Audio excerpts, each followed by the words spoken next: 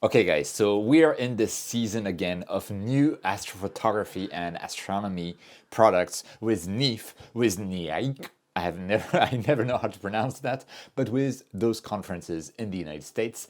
And yes, there's a lot of cool new products. And today I want to discuss some of the ones that I'm looking the most forward to, and also why and how I expect they can change the hobby as time comes and goes, because I think there's a lot of potential. I also want to give some doubts and some little drawbacks that I can see what I'm a bit worried about in terms of direction as well. And so, yeah, let's look at what's coming up with NEAF, with new products. A lot of those products, by the way, were already visible at CP Plus in Yokohama, Japan, a bit over a month ago, which I already featured on the channel. But this time, I've been looking at various sources like manufacturer Facebook pages, etc. But mostly I've been looking at Luca, the space koala. She made amazing videos, like short and to the point for each brand on her channel. And she was at NEAF directly there. And honestly, kudos to you, Luca, for achieving that. I'll have the link to Luca's videos down in the description. I highly recommend watching them. Anyway, let's go to the products that I am, kind of looking forward to. So first things first, let's talk about Sightron Japan with their brand new telescope and mount. If you watch my channel, this isn't new to you. Like, poof, here we go. This is a screenshot from one of my videos recently. I'll also have the link to that in the description. And we have here a Japanese-made harmonic drive mount, and this telescope here, which is also Japanese-made. It is the SJH75UF. It's going to be outrageously expensive. I think in the US they're quoting $5,000 US. It's probably going to be considerably cheaper here in Japan, and I hope to get my hands on one of these. What is so special about this telescope? It's the specifications. And I don't know about you guys, but to me, there's been a series of telescopes of refracting telescopes that have revolutionized the image quality that is possible with amateur astrophotography when you're not using huge light buckets like Schmidt-Cassegrain telescope. And that's been the ASCAR SQA series. I love the ASCAR SQA 55. I love the 85, and I'm currently reviewing the 106, and that thing is also amazing. You get amazing sharpness throughout a full frame sensor field of view. It's completely insane. This Sightron Japan telescope takes it even further with, like, at 22 millimeters away from the center of the field of view, you have an RMS spot diameter of 1.31 microns. If you don't know what that means, it's just absolutely exceptional. And I talked to the designer of the telescope, the actual optical engineer who designed the telescope while I was at CP Plus in Yokohama. And he basically, I asked him, like, why? How? Why do we suddenly see telescopes of such amazing star shapes, incredible spot diagrams that are actually like, it's not just a spot diagram, it's like when you actually use them, they actually respect their own spot diagram. They're not like out of spec.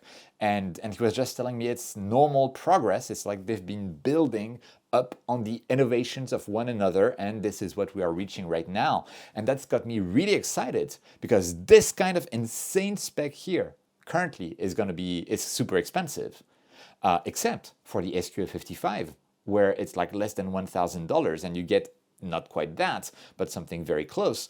That means that in the future, I hope to see more and more telescopes like that get cheaper and cheaper with amazing optical quality. And depending on how the current tariff situation goes, maybe we'll see cheaper Japanese-made telescopes exported to the United States in the future, if those tariffs on Chinese products really come into effect. So yeah, that's one thing I'm excited to see. Okay, next, what am I excited to see? I'm excited to see that QHY is releasing new filters for their Minicam 8 camera. If you've watched my channel, you know that I have this Minicam8 camera. I reviewed it on the channel. It is one of the best bang for the buck cameras that are available in the market if you want to do monochrome imaging. You have like a tiny camera, roughly this size there, that has an integrated filter wheel with all of the filters you need, LRGB, SHO, so you can do color, narrowband with a monochrome sensor. It's cooled, it's tiny, it's amazing. And now it's getting new filters. This is from the QHY Facebook page, but also has been mentioned by them on the various interviews that I've seen at NEAF. There's like Sloan filter transmission curves. This is like for photometry. I have absolutely no idea how to use this kind of filter, but the fact that we're getting more filters is a good sign. It's a sign that, at least in my opinion, the camera sales are going well, and that maybe one day they will be releasing new SHO filters for that particular camera, because those filters are very non-standard shape and maybe they'll have like, you know, tighter band passes, that kind of stuff. So it gives me hope for the camera, so that you could choose the Minicam8 instead of something like the TopeTech ATR585M with the filter wheel combo that is almost the same price, but uses standard filters. At the same time, according to Luca in her interview with the QHY guys, they're planning on providing an off-axis guider or a system so that you're able to use an off-axis guider together with the QHY Minicam8, because currently it's a bit difficult to achieve that. Possible, but difficult. Okay, next up, in what I'm really enthusiastic and kind of like looking forward to, because I love tiny telescopes that have fast focal ratios and somewhat large apertures. It is the HAC125DX by Skywatcher. And that telescope, if you've watched my channel, you know I was looking at it during CP Plus again a month ago, and this is me with the telescope. You can see the telescope is absolutely tiny. It has an aperture of 125 millimeters and a focal ratio of f2, basically. But if you remember, the focus for this telescope was only at the front of the telescope here, so you had to like reach inside to focus. It's manual. You cannot put an autofocuser. It's not very good for, you know, automated astrophotography.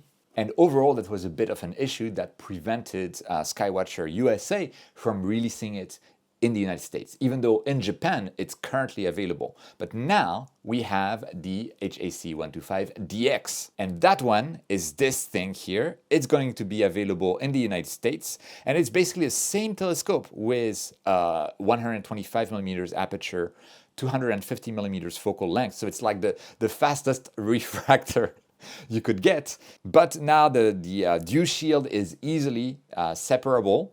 The focusing is also done on the mirror at the back here, so you can see the focus is there, and we still see collimation screws there. So I'm not sure exactly how it's all going to work, but you can see this is something that I'm a bit excited about. Now, if you look at the actual specifications, you can see that the image circle is 16 millimeters. So this is going to be good for something like the 533 sensors, or my current favorite, the 585 sensor. That said, the obstruction by diameter, so the secondary obstruction, basically, if you look at the front of the telescope, like the diameter of this round thing here at the front, which, you know, obstructs part of the aperture, is 53 millimeters diameter. And what this means is that actually this telescope, while it's f2, it is not T2. T is for transmission. It basically includes, it goes from the focal ratio and then includes stuff like aperture obstructions, but also like how much light the mirror reflects, how much light the lenses let through, that kind of stuff. So it is not a T2 telescope with this central obstruction. If you take into account the central obstruction, and basically the way to do so is that you compute the surface area of the aperture, you compute the surface area of the obstruction, you take the first one, you subtract the second one from it. So now you have an equivalent surface area, and from that you determine what would be the disk diameter that would get you this surface area. That's what I done. So this is like the surface area of the main aperture, the surface area of the obstruction, and here is the actual effective transmission ratio, assuming the mirror and lenses all reflect and transmit 100% of the light, of 2.2. So we get a real transmission ratio of 2.2 rather than just 2. So that means that effectively it would behave the same as a refractor that is f2.2. But again, there's another but here. The aperture there, the central obstruction, is 53 millimeters. That means that if you use any camera that has a wider diameter than that, you're going to lose even more obstruction. And these days, cameras that are using the 585 or 533 sensor, which are ideal for this telescope, they're, if they're ZWO brand, they're 78 millimeter diameter. And if they're Toptech, they're 80 millimeter diameter. So you'll be losing even more central obstruction. And so I did the calculation in that case as well, in the case of a 78 millimeter obstruction at the center. So let's say you're using the ASI585MC Pro camera, which I've also reviewed on the channel, by the way. It's a great little camera. I love that sensor. Then we get to a transmission ratio, effective transmission ratio of 2.56 roughly. So it's this tiny telescope here will be equivalent to a refractor that has a focal length of 250 millimeters and a focal ratio of 2.56. So it's not quite f2, but 2.56 is already quite amazing. So I'm very happy to see that with the focus knob at the back, this is going to be usable somehow. I'm not sure how we're going to automate the focus there because I'm not sure how. I don't see any obvious attachment points for a focusing mechanism. So I really hope that Skywatcher is thinking about that, or that someone can like 3D print a bracket or design a bracket where you can fit an EAF that can then turn this focus knob so we can have automated focusing. That would be amazing. That's like, kind of like a drawback of what I see here. But you know, we get a tiny thing that, if it holds collimation well, could perform just as well as a small refractor like the SQF55, but with the larger aperture and similar focal lengths, just gather much more photons per unit of time than something like the SQF55. So yeah, looking forward to that and to see how it works. And once it's available in Japan, I think I'll be buying one for myself to see exactly how well it's going to work. Okay, what else am I being a bit happy about? I'm being happy about the Celestron RASA 6, which is in the same branch of things. If you watched my channel, you know that I used until I broke it, but I had a Celestron C6 with a Hyperstar lens, which made for an amazing f2 imaging scope. Like you had the nice 100 and 50 millimeters aperture with a focal length of 300 millimeters. It was a really great system to use. And it was a shame that the RASA 8, RASA 11, etc. existed, but not RASA 6, because the RASA series are basically the dedicated telescope that is super fast focal ratio that looks very much like the HAC telescope that we just looked at. And let's have a look at the RASA 6. This is how it looks like. You can see the design is very similar. We have the obstruction here at the front where you connect your camera, and at the back we have the focus knob. And that focus knob, by the way, that one is easily you can easily attach an electronic focuser to it. So that's the autofocusing is not going to be an issue. But we finally have a small RASA 6, and it's about time, because the RASA 6 has existed for a year already, but it has been only for the Celestron Origin smart telescope. So it's good to have it separately now, and you can use your own whatever camera you want there. Now, if we look at the specifications of that stuff, it's basically the same as the Hyperstar version, except that we are at a native focal ratio of f2.2. So we are having a slightly larger focal length than the Hyperstar C6, but otherwise the specs are very similar. In particular, if we scroll down, we have a very low weight of 3.8 kilograms, and we have an image circle of 16 millimeters, but usable until 22 millimeters, which is basically, it means we can use it with APS-C size sensors, just like the Hyperstar C6. And we have like the spot size is less than 1.5 microns across the image circle. I need to see a full spot diagram to know exactly what that means, because on its own, this doesn't mean anything. They could have chosen the best wavelengths for that. There's many things you can do to achieve such a number. And really what I need is the actual spot diagram. But hopefully we're going to have some really tight stars with the RASA 6, and I'm looking forward to that little thing. Now again, just like the Skywatcher HAC125 that we looked at, the central obstruction needs to be taken into account. So the central obstruction is a diameter of 77 millimeters. Right? So if we do exactly the same computations that I already mentioned, we get that the real transmission ratio, assuming all of the surface are 100% transmission, but once we take into account that central obstruction coverage, we are at f 2.56. Again, exactly as the HAC 125 when you put a cooled astrophotography camera at the front. So yeah, 2.6, 556, which is really nice. And there, if you put a ZWO EAF Pro on there, the diameter is only 78 millimeters compared to 77, so it's going to be pretty much the same thing.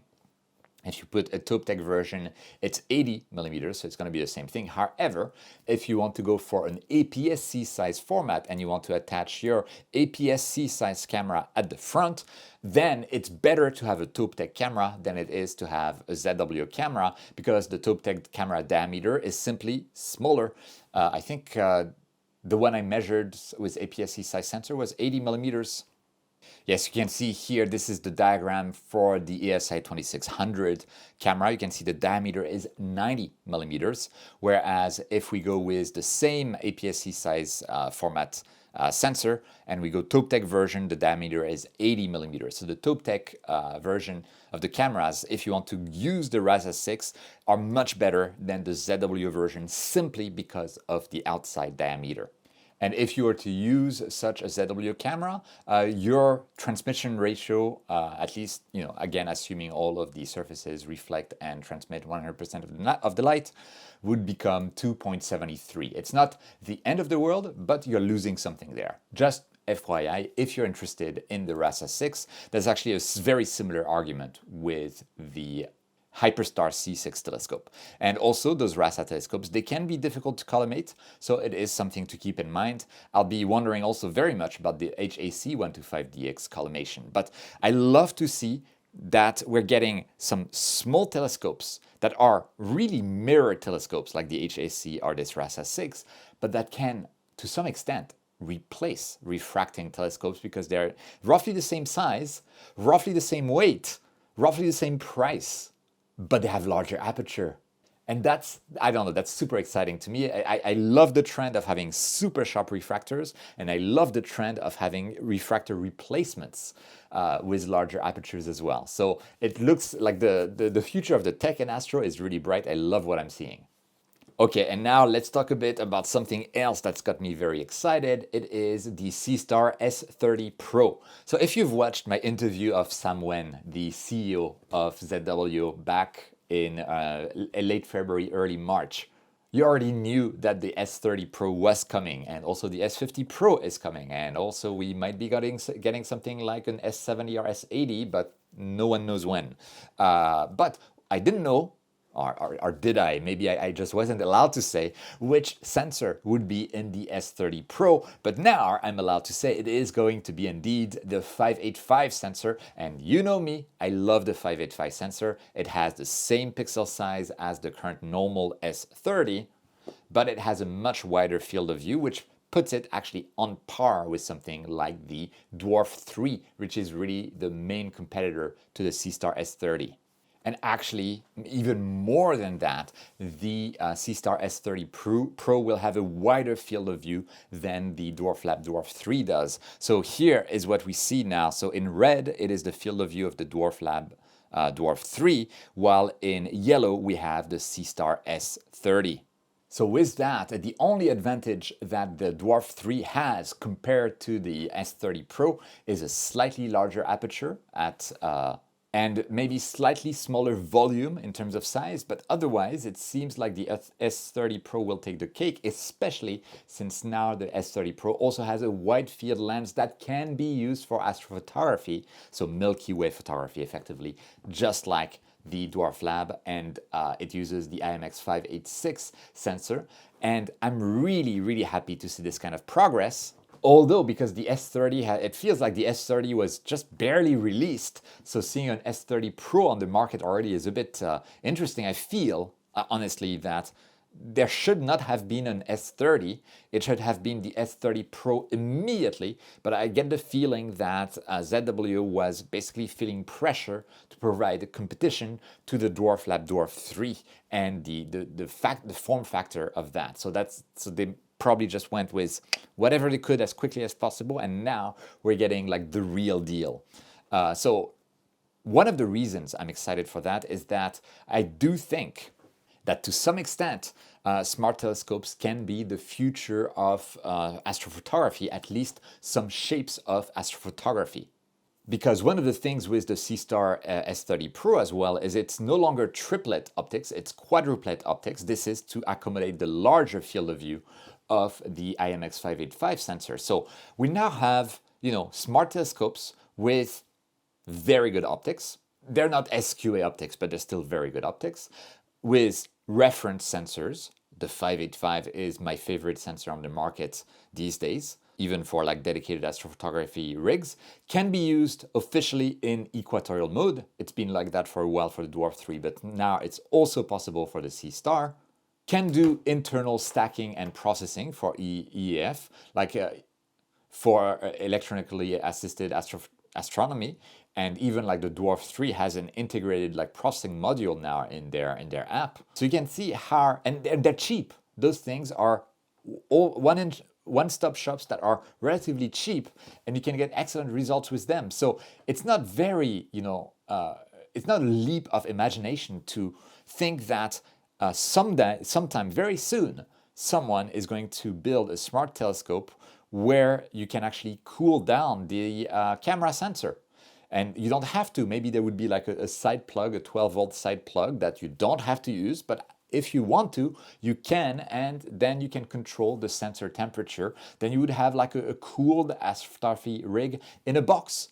And this is together with something else that's happening with smart telescopes. It is the Celestron Origin that is also finally getting a wedge for equatorial mode. They promised it when they first released it, and it's finally coming.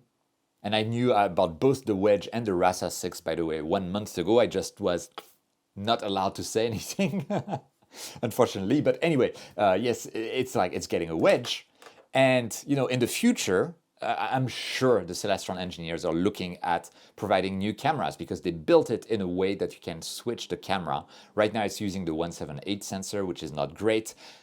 They have to think of using the 585 sensor. I mean, they keep saying for the RASA 6 that the 585 is going to be ideal for the RASA 6, then they have to be thinking about also providing the 585 sensor for the Celestron Origin. And what if they provided the 585 sensor with an optional cooling to it? Like if you plug 12 volt into it, then it cools down to like minus, 30 below ambient. That would really make a smart telescope that does everything, especially since now with the Celestron Origin, which is very expensive, etc., but with the Celestron Origin, you can have an auto guider integrated into it now, or just like slot into it.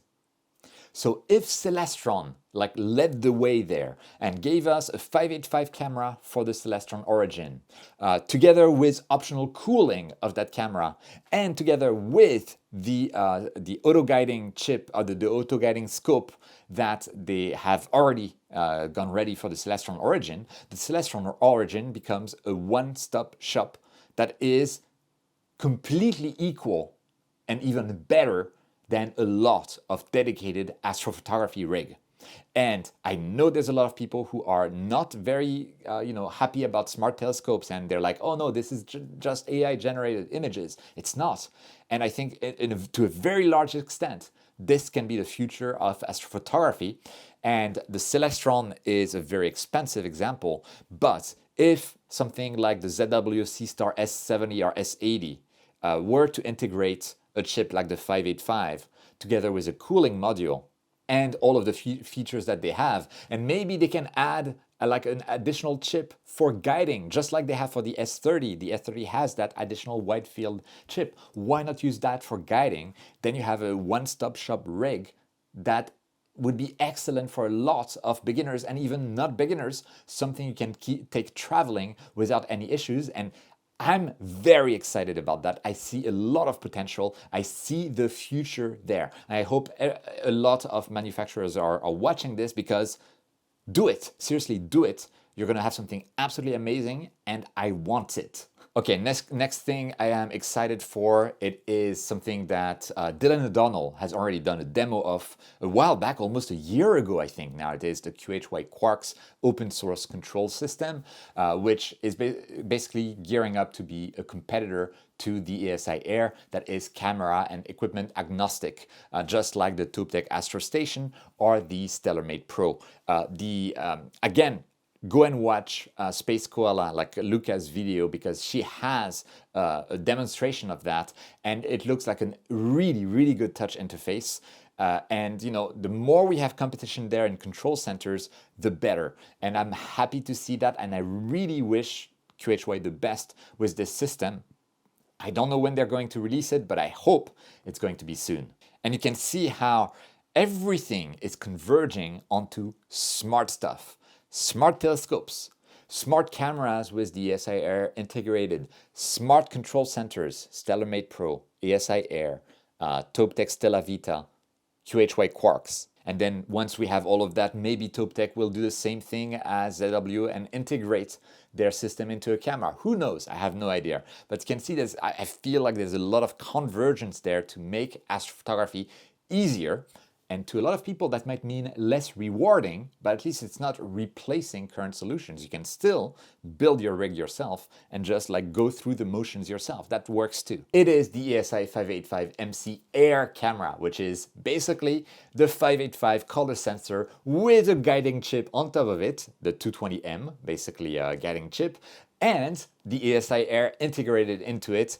This is not new. I've shown it in the video before. You can see a screenshot of that video here. And we have indeed the 585 sensor together with the guiding chip. And you can see also the back there has all of those 4 USB ports, only one power output.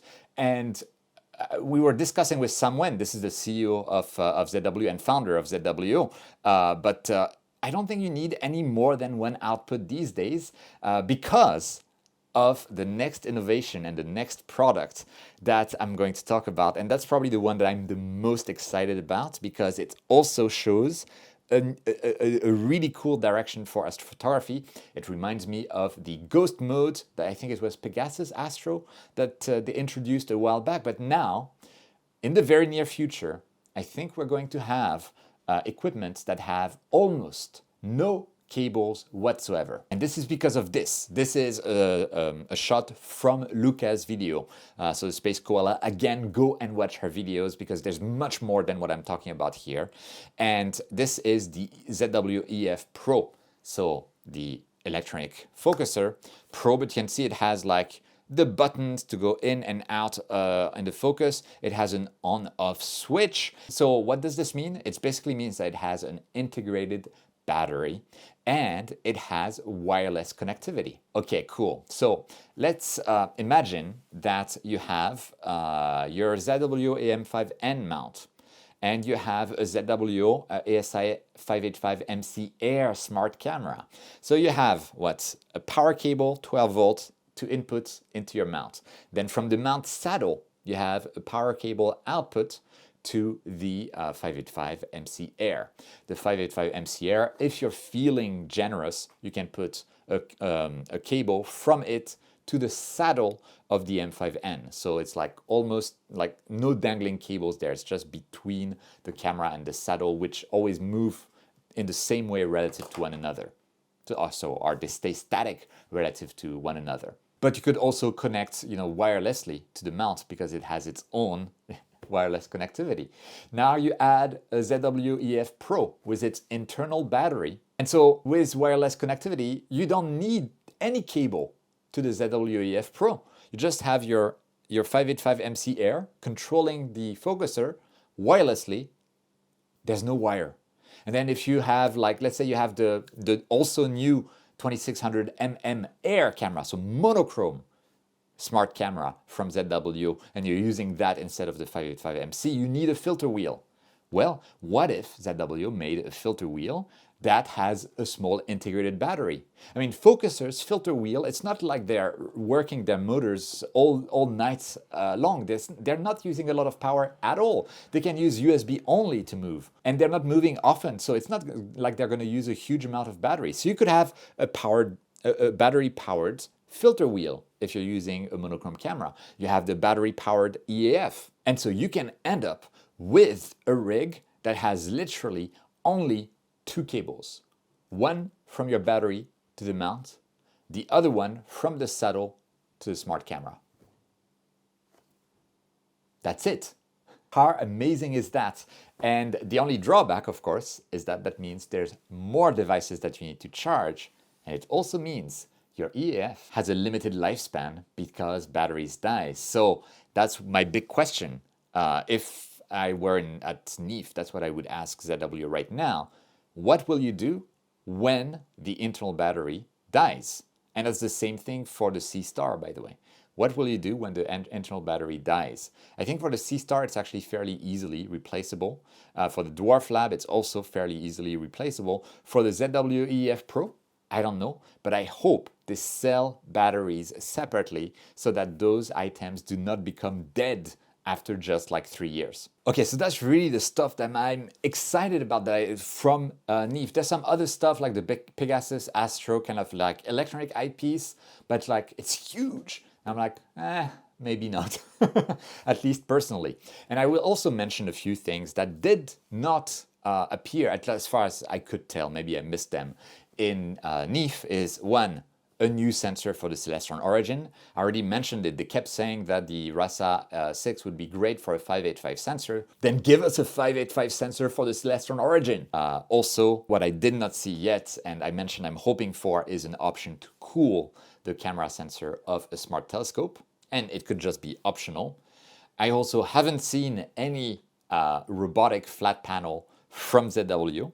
There was a Prima Luce flat panel for the Celestron Origin, but I want a robotic flat panel made by ZWO that can be used with the ASI Air. Because right now the only option for ASI Air users is the Deep Sky DAD flat panel, and it needs to use 2 power ports, which means that if you're using something like the 585MC Air, which is being released, you're not going to be able to use that flat panel. So there's going to be limits to that compatibility. So I wish there had been something like that, but there wasn't. Also, what I missed is smaller makers. And that's normal. They don't have the budget to come. But for instance, there's the Eagle 6 control center now, Windows-based control center.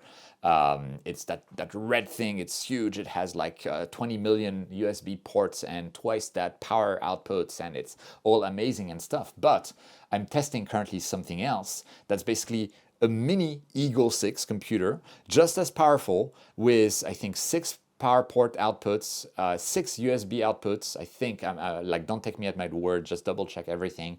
A temperature and humidity sensor, pre-installed Windows with a hotspot that actually works perfectly, and Nina pre-installed, everything you need pre-installed in a tiny box, much smaller than the Eagle 6. And that's the Gaius S2 from the Spanish company RB Focus. And that thing, it's blowing me away. I mean, a little spoiler alert because I have to make a review of that, but it's absolutely incredible. And I wish there was a way that NEAF and NEAF could provide like funding or some sort of sponsorship for really small family manufacturers to have a stand there. I don't know if Deep Sky DAD had a stand there, but there should be like an area where it's like a corner, the small guys, because the small guys often have a lot of innovation to offer, and RB Focus is one of them with the Gaius S2. Like, if you ask me, like, would you prefer to buy an Eagle 6 or a Gaius S2? I'm like, I'm going for the Gaius S2. So just something to think about. So that's my thoughts on NEAF so far. So what else? What else? Well, you tell me. Please let me know down in the comments what your thoughts are about this new equipment, and what you think, what you would buy in the near future. And also, while you're at it, like the video. It really helps the channel out. And if you want to sponsor me even more and you're planning on buying anything from ZWO, Gina, High Point Scientific, even Amazon, if you do so after clicking one of the links that I have down in the description, it will help me out at no cost to you. And of course, if you want to sponsor the channel directly to really make these videos possible, you can become a channel member. It's the join button next to the subscribe button, or you can become a Patreon supporter. The link is down in the description. Some of my Patreon members have access to my videos early and without ads. And you guys, you know it. You are the ones who make this channel possible, these videos possible. Thank you so much for your generosity. And with that, this has been a long, rambling video. I hope you are not too tired, and I hope you're just as excited as I am for the future of astrophotography. More important than any of that, don't forget, whenever you can, to just have a look visually at the stars. And I'll see you next time.